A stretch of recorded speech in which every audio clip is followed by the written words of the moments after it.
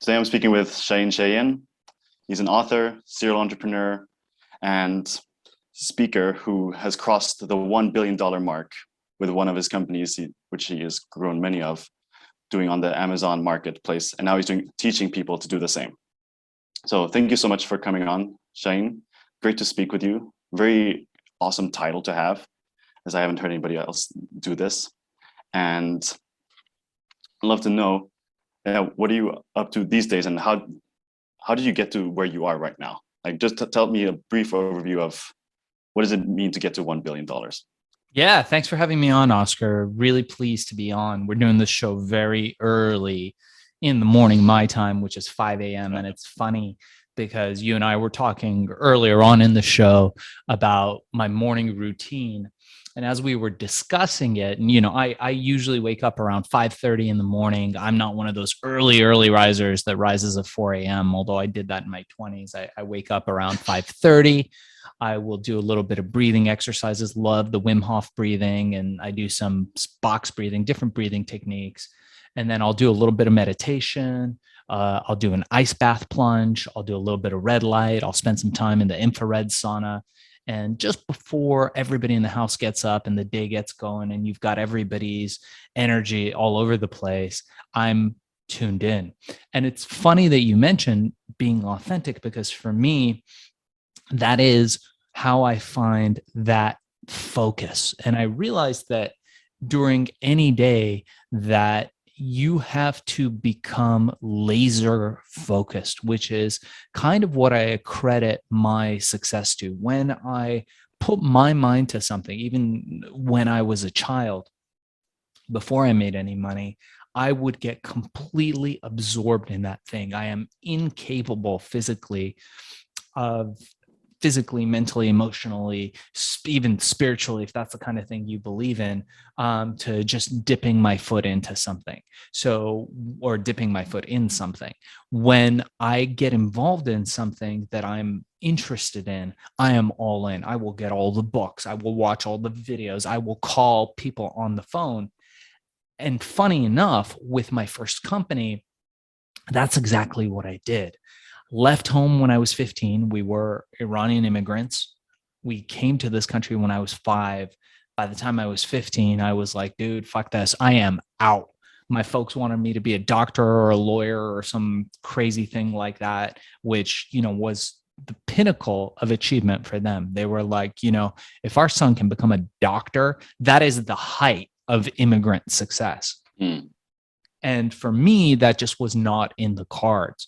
I looked around me. I saw wealth everywhere. My family had managed to buy a house in a up and coming part of Los Angeles, which started really coming up after we moved there. So we're this poor, lower middle class Iranian family of immigrants, don't speak English, moving into a house where overnight the neighborhood becomes wealthy people. We see the cars changing from Toyotas to Mercedes, and we see the big houses popping up around us, but we're still poor. My dad's working at a dry cleaners. My mom is a housewife. We never bought new clothes. We never ate out at restaurants. And so when I was 15, I looked around and I thought, hey, man, I want to achieve that success. I want the Porsche and the beautiful girl and the boats and the fancy things that come with wealth. And I'm not going to get it going to school. This is going to crush me. I don't understand what they're teaching. I don't like the culture of academia. So I took off and I left everything. I burned my ships. No friends, no family, out on my own, trying to figure out what my next move was going to be. Wow. And sorry, I have one really that fascinates me, that you just at 15, you felt that desire to go make something bigger and just change the path that had been pre-designed for you. Like, what was the vision in your mind when you wanted to do that? Well, like at 15, I wasn't thinking about that at all. Yeah. Well, coming as an immigrant from Iran, I would get the shit kicked out of me every day. Los Angeles was not the friendliest place to be an immigrant Iranian boy. And, you know, in Iran, I was king of the heap. I was the leader of all the groups. You know, 5 years old, we would take off. It's a very safe place for kids. I'm not saying that sarcastically. Iran was and is very safe as far as kids and neighborhood crime and stuff. So I would take off and we would all, you know, have the best life ever until we moved to this country, to the United States. And I realized I was a third-class citizen. And it was hard. And I knew that if I wanted to come up in this country, excuse me, not COVID, if I wanted to come up in this country, I would have to gather great wealth and fortune. And so I started reading these books, which at that time were not popular. People didn't really read that much self-help and personal development. So I would read these old-timey guys like Napoleon Hill and Og Mandino, these old dudes, Zig Ziglar, these guys who would be, you know, guys like that, who would be writing about you know, success and people in the turn of the century. And maybe Zig Ziglar came later in the 80s, I think, but those kinds of old timey guys. And I was alone. There was nobody I could talk to about that. And I discovered Bruce Lee, whose teachings were amazing. And I watched all his movies and I saw, man, this is this little Chinese guy who, despite all the racism, all the pressure, all the people telling him he can't do it, has become the biggest movie star in the world, the greatest martial artist to ever live. And not only that, like, look at him. He's just this little skinny Asian dude like me. And he is succeeding in the best of ways. I really thought he was an inspiration. You know, Bruce Lee was a philosopher. He was a martial artist, and he was the guy I wanted to be. I wanted to be that little guy that, against all odds, kicked everybody's ass. I was highly competitive, which, by the way, is one of the markers for success. If you look at successful people, the string that connects them all is that they're highly competitive. Very interesting in most of the people who've researched wealth and success. Totally. So I found a mentor, fell into the electronic music scene at the time, the rave dance scene of the 1990s, which was booming. I was at the right place all that electronic music. I was at the right place at the right time.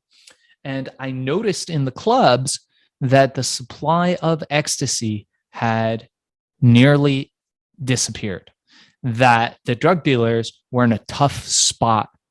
So I decided that, and mind you, I was broke. I was going to the clubs and I would hang out a little bit, have fun with people. And by the way, I didn't do any drugs in those days. I was 110% drug free. And I would hang out, listen to a little bit of music, maybe make a couple friends, and then I would go sleep in the back room or sleep behind the speakers, because those clubs would start late at night and they would go until the early morning, which was spectacular. So I could sleep in the club, wake up in the morning, go out and have a great day. So it was a place for me to just sleep mostly.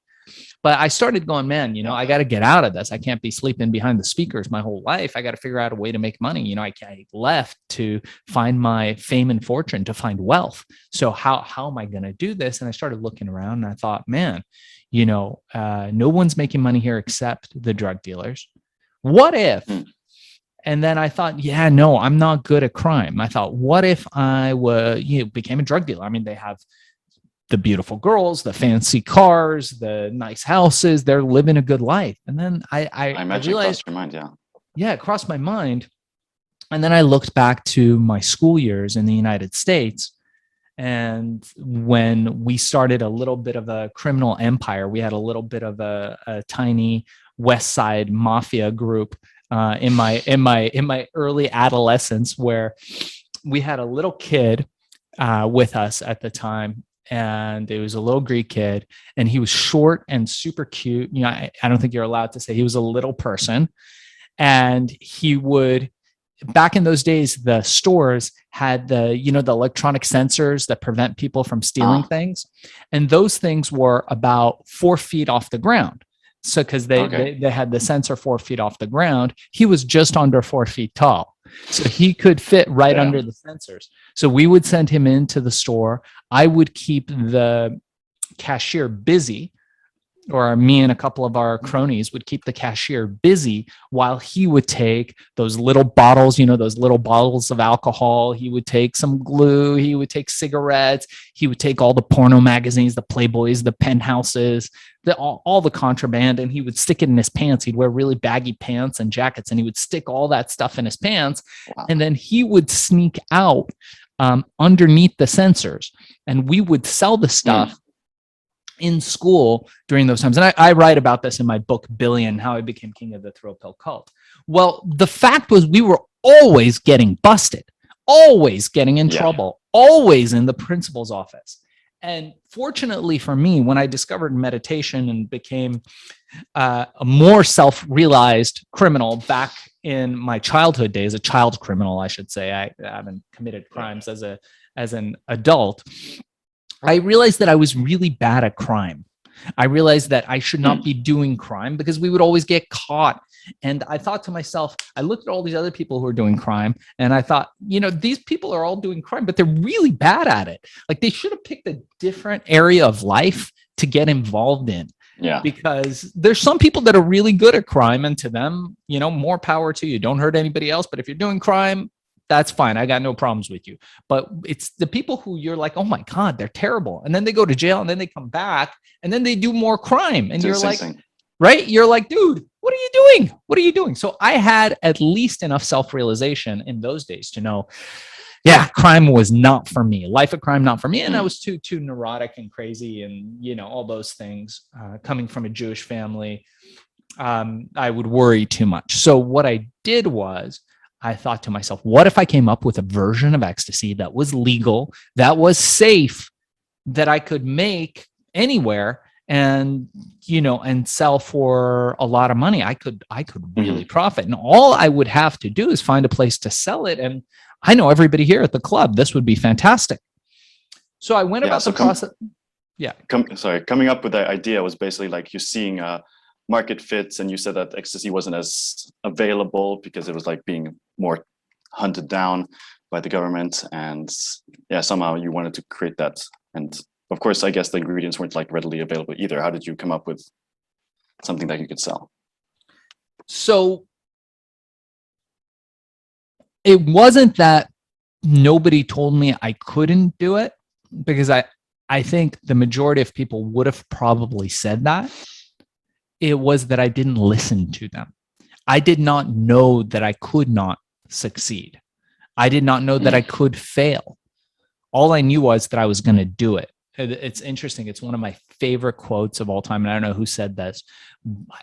Maybe it was Henry Ford, but it's, the person who says it can't be done should not interrupt the person doing it. Totally. And yeah, I love that quote. That was the mindset that I came at. And I did everything that I needed to do to make it happen. I went to the library. The library was free. There was books on herbal medicine. I started reading up. I found the people who wrote those books, and I started calling them. And this is back in the day where you would use this book called the Yellow Pages, pre-internet. And you could open up this book and you could look up people's names and you could call them. And sometimes I wouldn't find the person because sometimes authors wouldn't be listed, but I would find a cousin and they'd be like, oh no, George Zingleberry is my cousin. And I'd be like, great, I'm working on this product. Can you give me his number? Well, you sound like a nice fellow. Sure. And then I'd call George Zingleberry and he would help me with the thing. And I would go door to door. I would go to Chinese herbalists. I would find people and I would knock on their door, and I'd be like, hello, I'm doing this, I'm doing that. And they would have to answer. And I wouldn't leave until they said yes. I would constantly do that kind of thing. And it was interesting. An exciting time, but finally I came up to this package of goo-filled capsules. They weren't capsules, they were like balls. I didn't have the machine to buy capsules. So, there's a machine that you need to have in order to make capsules. And I didn't have enough money to do that. So we made them into little balls. I had a girlfriend at the time, and everybody was saying, hey, you need money to get a girlfriend to go, whatever. I had no money and I had a girlfriend, and we used her house. I somehow managed to convince her that when her father was away to let me cook the stuff up in her kitchen. And we did. And I put them in these little baggies and made them look as good as I could at the time. And they worked. They worked really well, but you had to consume like 25 of these like goo-filled balls, but they worked. It was weird, but they worked. And when we finally had it down to like 5 goo-filled balls in little baggies, I took it to the club. And I walked up to the first drug dealer I saw, the biggest guy there. And I said, hey, buddy, you got to sell these. And he said, fuck off, kid. And I said, no, really, like, got to sell these. He goes, what the fuck is this crap? He's like, and you're going to give 15. Yeah, I was 15. I was a 15-year-old kid. And I said, look, it's called, and I had a moment trying to think of what I'm going to call this because I hadn't thought about that before. And he said, what is this shit? And he says, I only deal E. And I said, it's herbal ecstasy. And he goes, what? I've never heard of that shit. And he looks at it and he goes, looks like shit. And I said, yeah, but here's the deal, bud.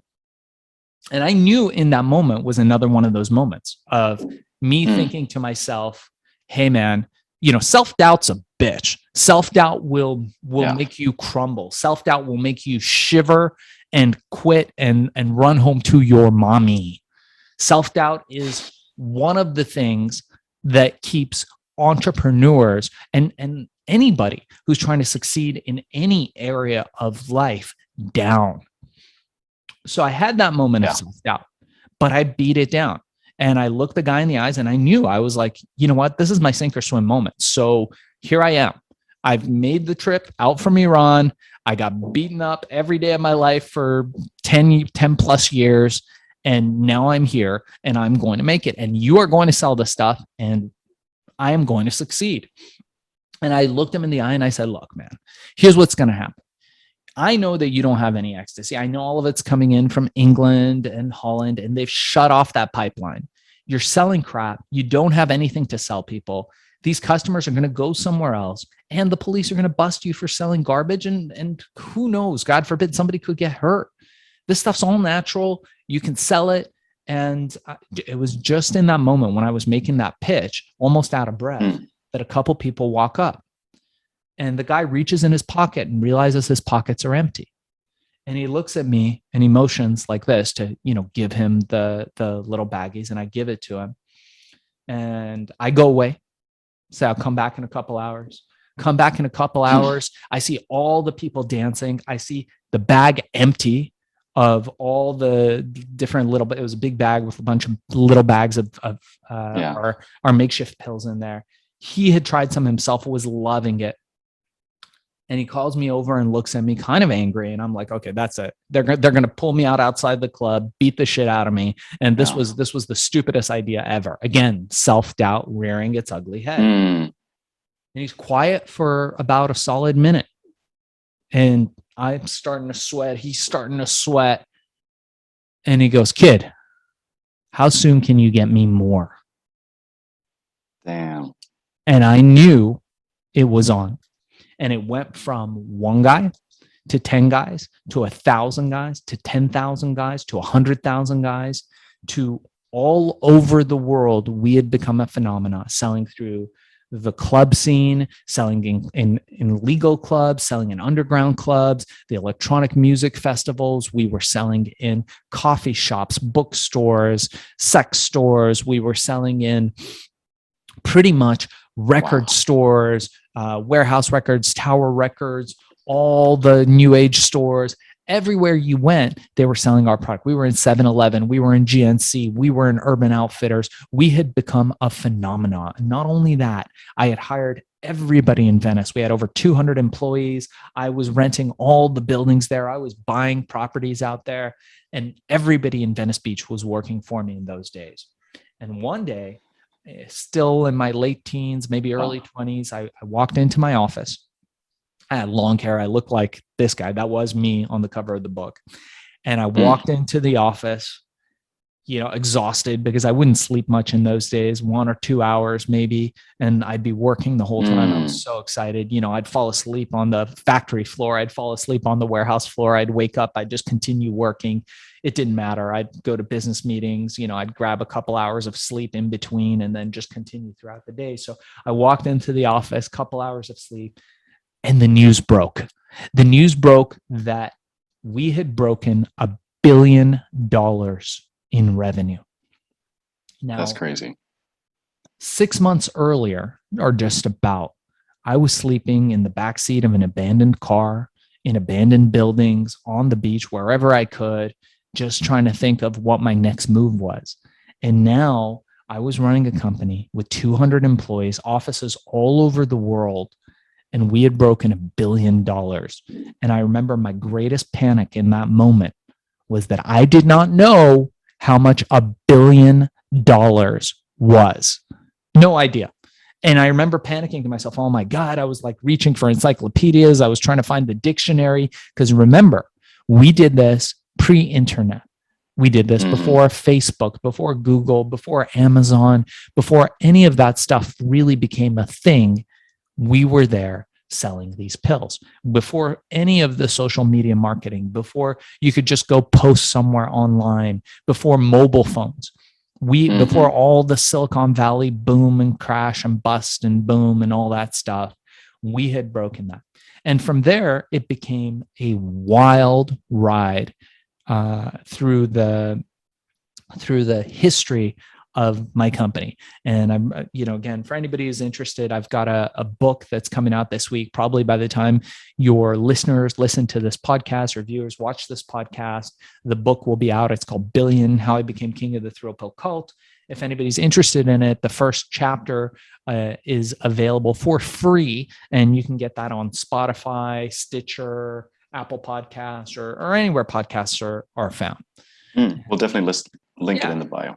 Yeah. And now, I pretty much, I'll take it to here for you. So I went off, and after that, I solved a different problem, the problem of vaporization. And I invented what became modern digital vaporization, created the first vape.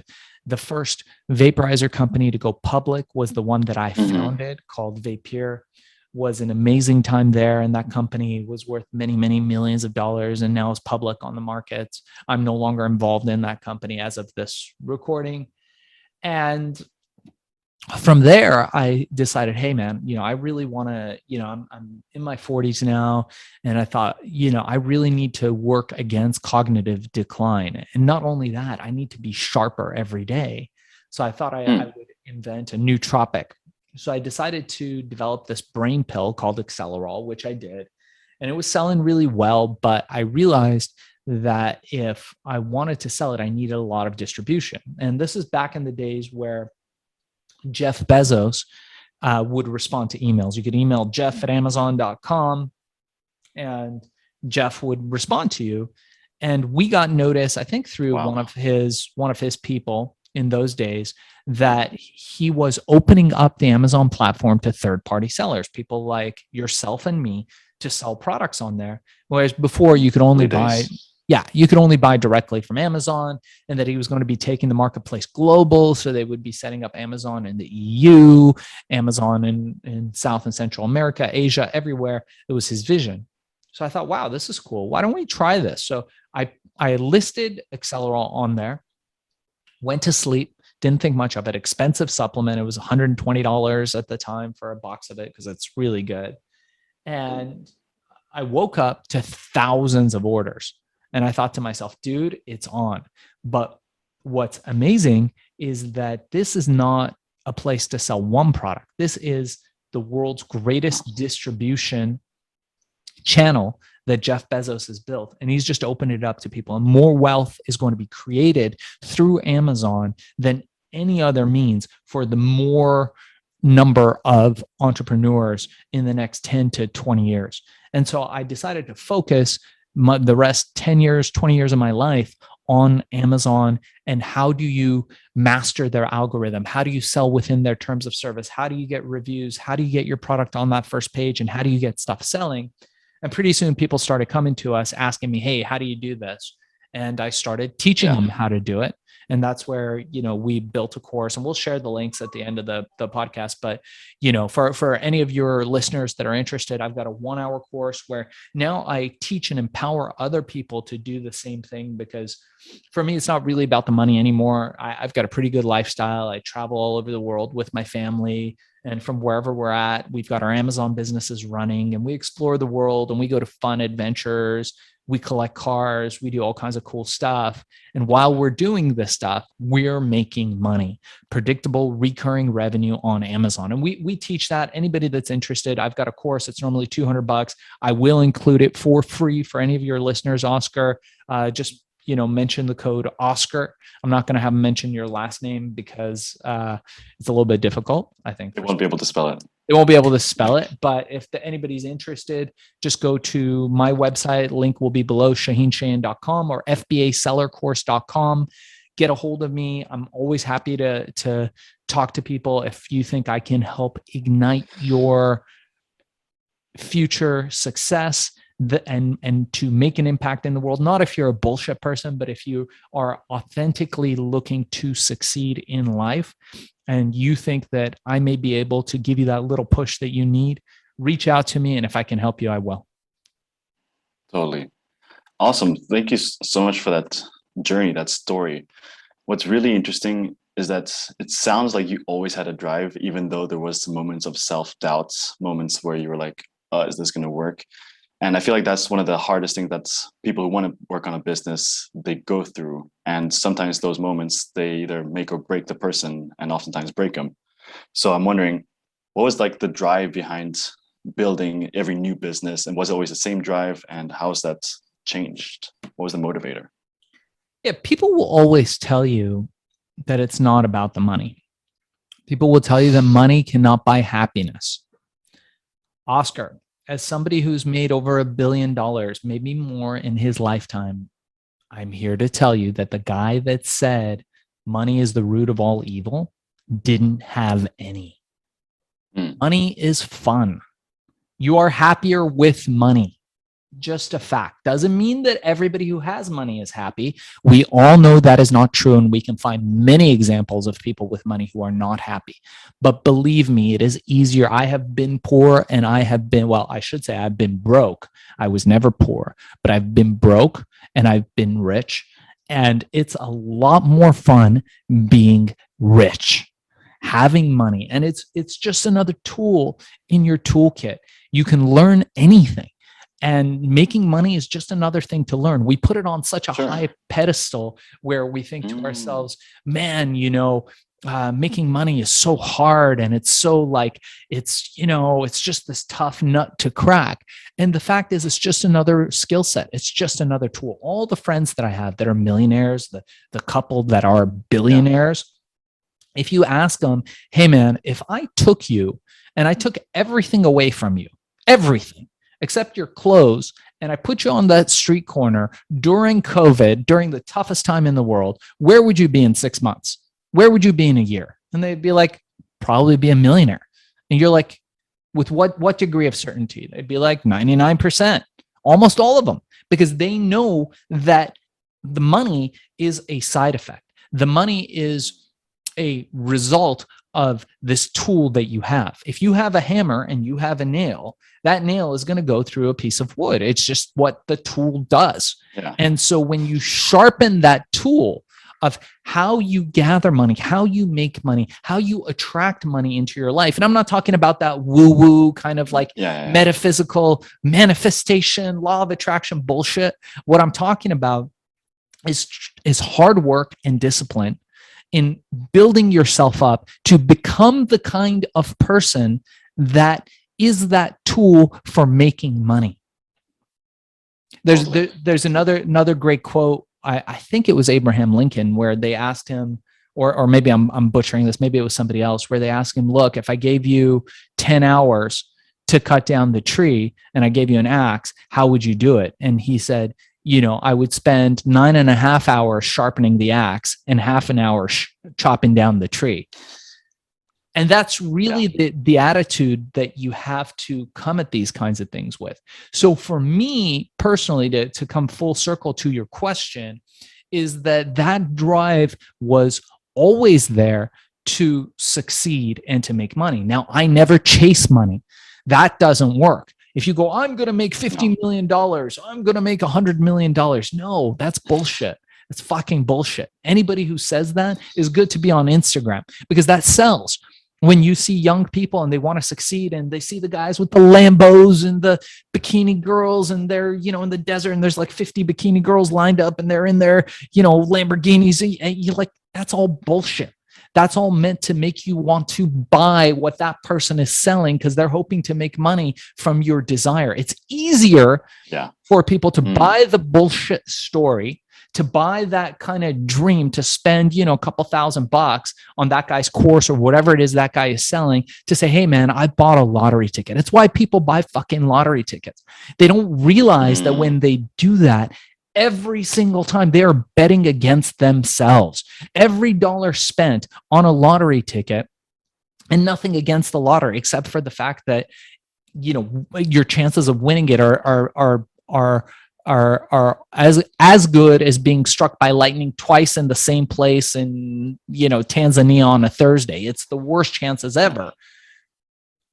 Is that you're betting against yourself. You are putting the mindset out there that this is how I'm going to succeed, rather than going out there and busting your ass, putting in the hard work and bringing excellence to the world. What's lacking is people who bring excellence to the world. And my friend Jay Samit, who wrote the book Disrupt You and his new book Future Proof You, talks about this, that if you want to make more money, solve bigger problems.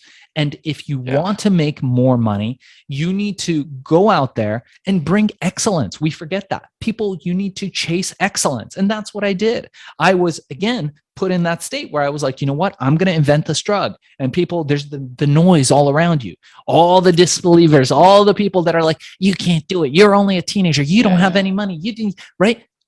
You cut all that shit out. You put those fucking things on that horses have, when they run the race. What do you call those things? I don't know, but blinders. That's right. You put on the blinders and then you get focused on what it is that you're doing. You get focused on your success path. And it doesn't matter what other people say, but it doesn't mean you can just go out there and listen to some airy-fairy bullshit fucking dude or gal who's going to be telling you, just manifest, just look for the parking spot, whatever the fuck that is. You don't do that. What you do is you go out there and you make an impact. You seek excellence. You bust your ass. I did that every single day in my 20s. I did not sleep. I was up at all hours. There was no sleeping. An order would come in, we'd make, $1 million. I'd take that order. Another order would come in, be $10 million. I would be there. You have to be there to take the money off the table. So you have to raise yourself to the place where you are a tool for creating wealth. And then you sharpen that tool. And then when the money comes, you have to be ready and able to take it off the table. And you do that with hard work. You do that with hustle. There's no hack to that. No. There's no fucking, magic secret formula that I could just drop for you and charge you, some money for. And that's one of the great reasons why I teach people now how to sell on Amazon, because it's real. It's fucking real, man. Look at Bezos. He's the richest guy in the world. Why is he the richest guy in the world? Because there's a lot of reasons why he's the richest guy in the world. And I talk about that a lot, but because he fucking hustled. Yes, he came from some level of money. He busted his ass, but he came from Wall Street, from D.H. Hutton. He learned quickly that you need to be around money and you need to master money. He got inexpensive money from Wall Street, the cheapest money you could get, and pumped it into Silicon Valley. And he was ready to drive a fucking Honda, wear 5-year-old clothes, eat fucking top ramen, and sit in a musty office with old carpet until he fucking made it. And that's the attitude. That's the attitude that's lacking from our Instagram, get rich quick kind of bullshit societies that a lot of us are attracted to. And it's because, you know what? It's a lot easier to like get the shiny thing and buy the dude's t-shirt and to say, yeah, it didn't exactly work for me yet, but I'm busy manifesting it. Fuck that. You got to go out there and you got to hustle. You have to seek pain. You have to seek discomfort. You have to seek failure. You can't focus on the what's not chatter, working. the noise, right? It's like radiation all around you. You got to wear a tinfoil fucking hat and go out there and make the world do what you want it to do. That's the great secret of masters, people at mastery level, people like my friend Nolan Bushnell, who founded the company Atari and founded Chuck E. Cheese's, and who was one of the first people to hire Steve Jobs. And Steve Jobs, who would walk into a room full of the best engineers in the world at Apple and tell them, hey, we need a phone with no buttons. And they'd be like, oh, cool. Okay. Yeah. They're all taking notes. They're like, great. Okay. We could have this for you in like 2 years. He'd be like, that's really funny. The presentation's on Wednesday. Get it fucking done. And he would leave and they would all be like, I guess we're getting it done. And sure, things went wrong.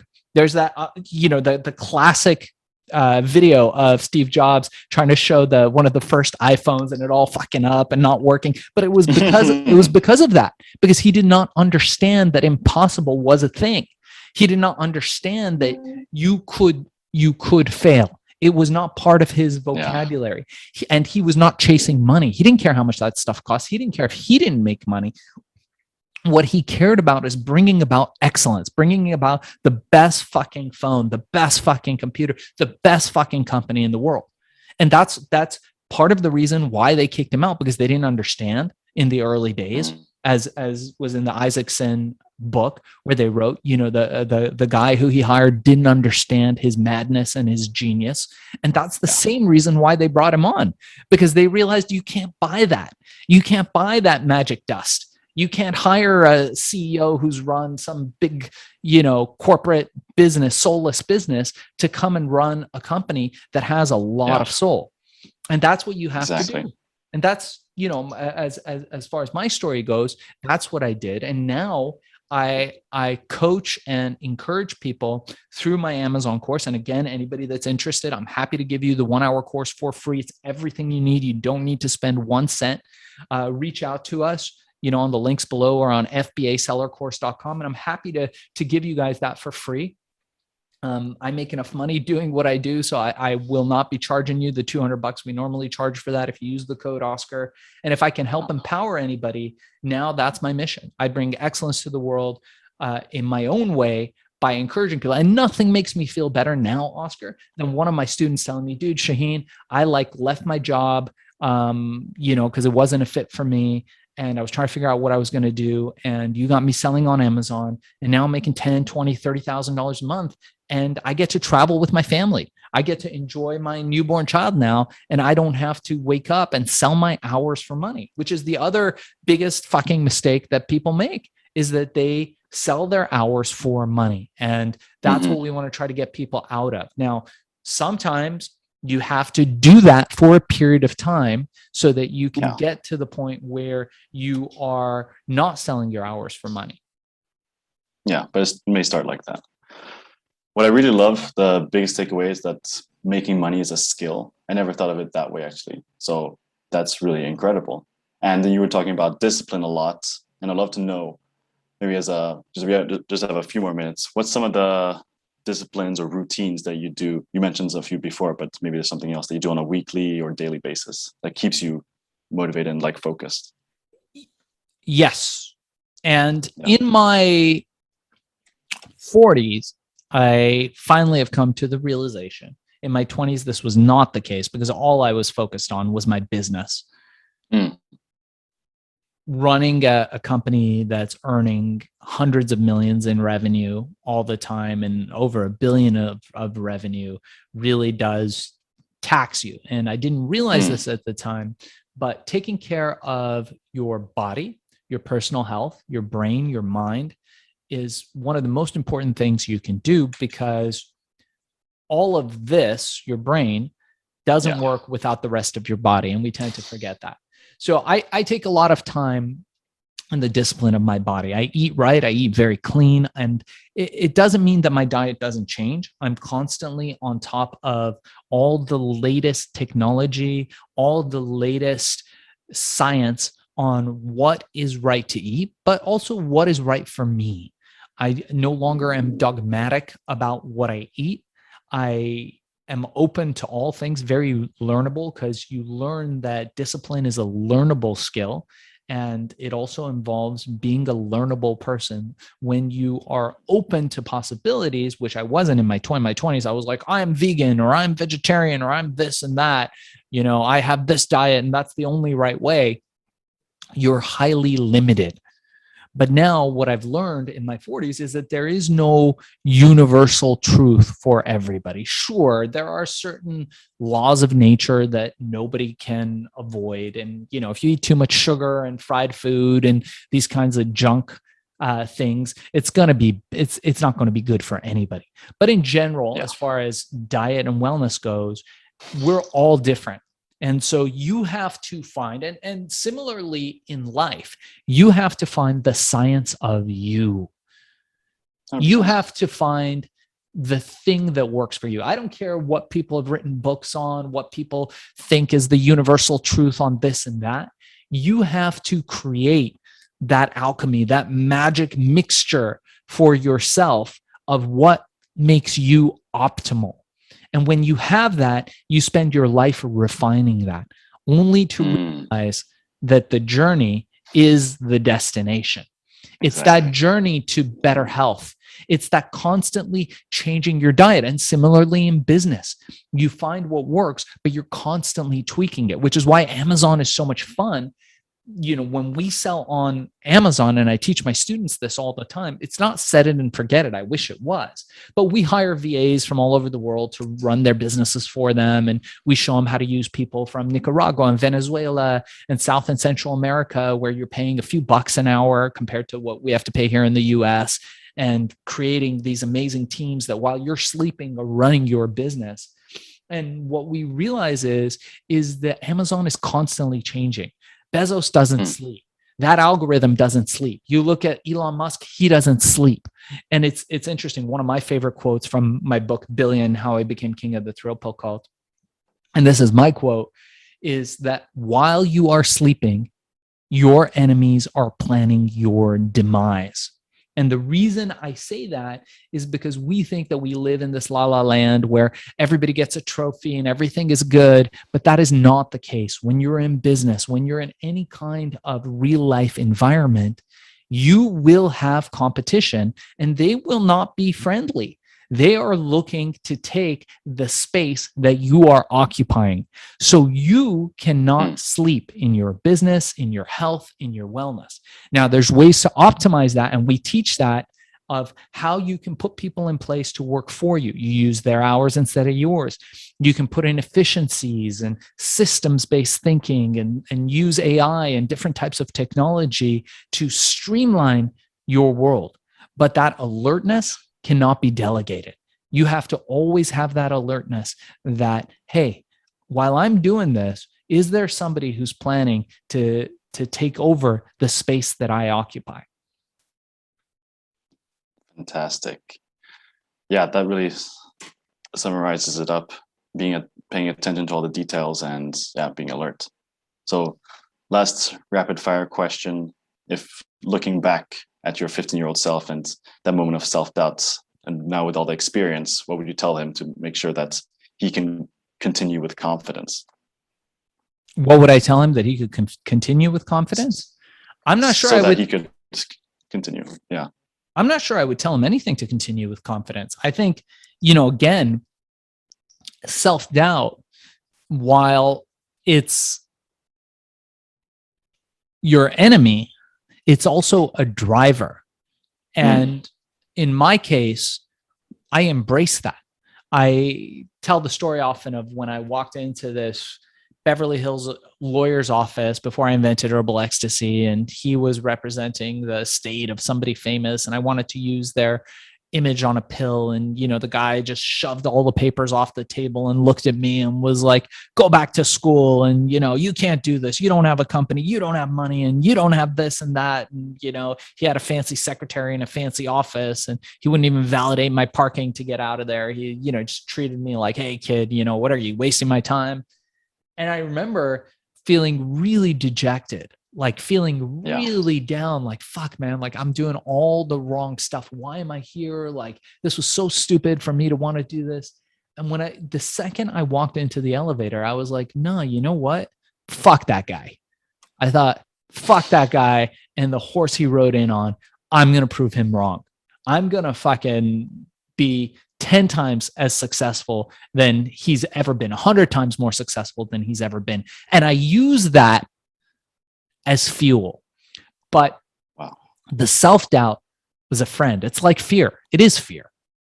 That is what it is. Yeah. Fear is good. Fear is good. Fear is your friend. Fear keeps you from danger. Otherwise, we'd all be jumping off off cliffs somewhere in the mountains. Fear is good because it alerts you to danger. But you have to learn to become its master. Yeah, exactly. Not the other way around. Wow. Very true. Very true. And as a person that focuses on coaching for focus and being clear about what exactly you want, that is a major key.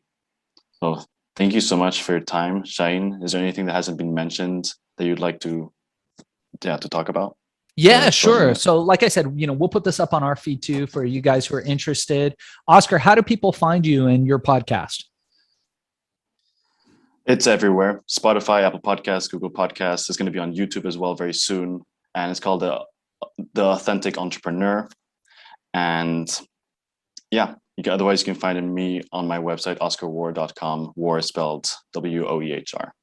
Awesome. Yeah, the Authentic Entrepreneur. So make sure you check out his other episodes. Of course, none of them are going to be as good as this one, but I'm sure that he'll have some other great ones on there. But for me, guys, make sure you subscribe to our podcast, Hack and Grow Rich. You can find that anywhere podcasts are found. Make sure to check out my book, Billion, How I Became King of the Thrill Pill Cult. We also have a podcast by that same name, which you can download for free anywhere podcasts are found: Google Podcasts, Audible, Amazon, Stitcher, any of those places. And also make sure, if you are interested in that Amazon course, today we are using code Oskar. It doesn't matter how you spell Oscar, although he spells it Oskar, and the Swedish way, the correct way, as he would say. So if you, I think it's the Viking way. So if you were to